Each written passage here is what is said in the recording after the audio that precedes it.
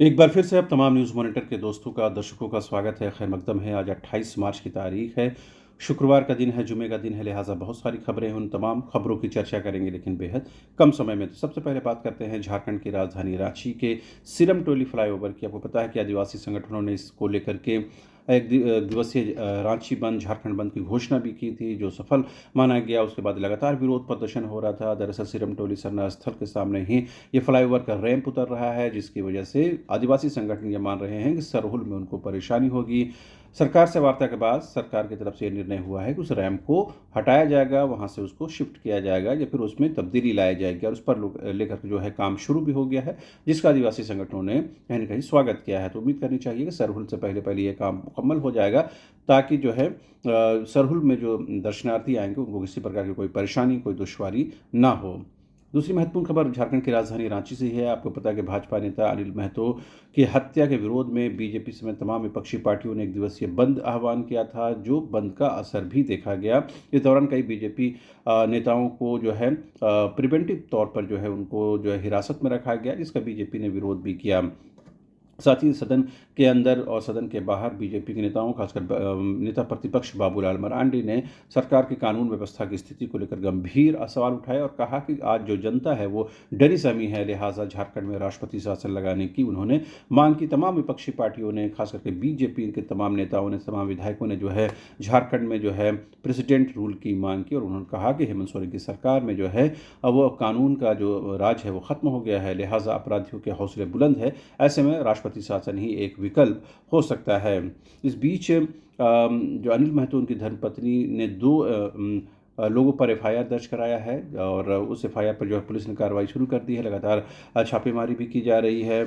साथ ही ये एक आरोपी की गिरफ्तारी हो चुकी है, आपको पता है। एक आरोपी जो है फरार है, उसकी तलाश की जा रही है, और इस मामले को कहीं न कहीं लोहरदगा में जो हत्या हुई थी उसको जोड़कर भी देखा जा रहा है। मीडिया रिपोर्ट्स में इस बात का उल्लेख भी मिलता है। हालांकि बीजेपी ने कहा कि इसको लोहरदगा की हत्या से जोड़कर देखना कहीं न कहीं जो पुलिस का जो अपनी एक थ्योरी है वो पेश करने की कोशिश है, और पुलिस इस मामले में नाकाम रही है, जिसकी वजह से इस चीज़ को जो है वो मैनिपुलेट कर रही है। साथ ही ज़मीन विवाद से भी पुलिस जो है इस मामले की जांच कर रही है, और ज़मीन विवाद से जोड़कर भी इस हत्या को देखा जा रहा है, क्योंकि 10 एकड़ ज़मीन को लेकर के अनिल महतो का जो एक विवाद था उसको लेकर पुलिस जांच कर रही है।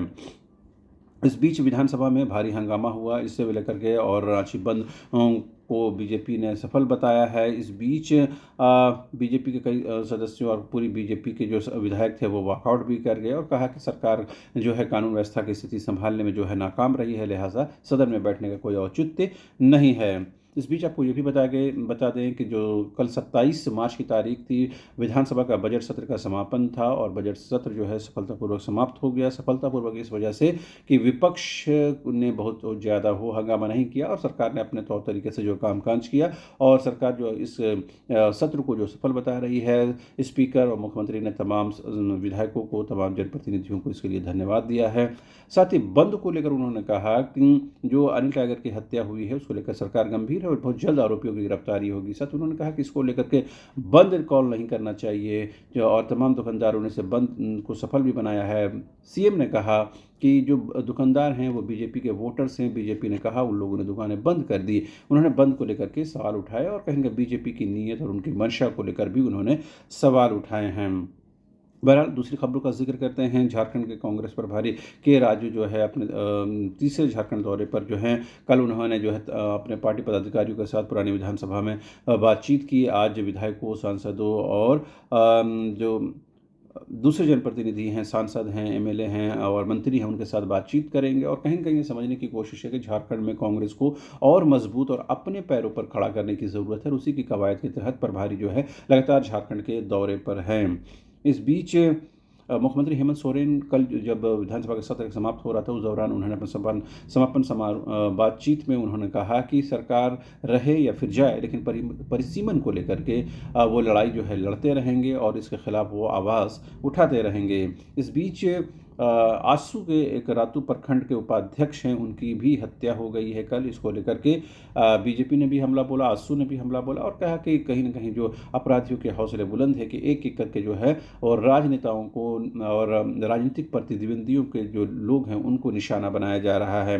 इस बीच वित्त मंत्री राधाकृष्ण किशोर ने सदन के अंदर कहा कि जो हत्या हुई है उसकी जितनी निंदा की जाए वो कम है, लेकिन उन्होंने कहा कि अभी जो कानून व्यवस्था की स्थिति है इससे बेहतर कानून व्यवस्था की स्थिति कभी नहीं रही। उन्होंने बीजेपी को इसको लेकर के आड़े हाथों भी लिया है। बहरहाल एक महत्वपूर्ण खबर ये भी बता दें कि जेवियर लेबर रिलेशन इंस्टीट्यूट यानी कि XLRI जमशेदपुर में इस बार जो है 100% प्लेसमेंट हुआ है, 100% प्लेसमेंट हुआ है। और जो आंकड़े ये बता रहे हैं कि 1,10,00,000 तक के पैकेज जो है कंपनियों की तरफ से मिले हैं। तो इससे समझा जा सकता है कि XLRI में जो है संस्थान कितना महत्वपूर्ण है और यहाँ पढ़ने वाले जो छात्र हैं उनका मुस्तकबिल कितना सिक्योर है। बहरहाल इसके अलावा भी बहुत सारी खबरें हैं, उन तमाम खबरों की चर्चा करेंगे, लेकिन अभी के लिए इतना ही। आप तमाम दर्शकों का एक बार फिर से शुक्रिया।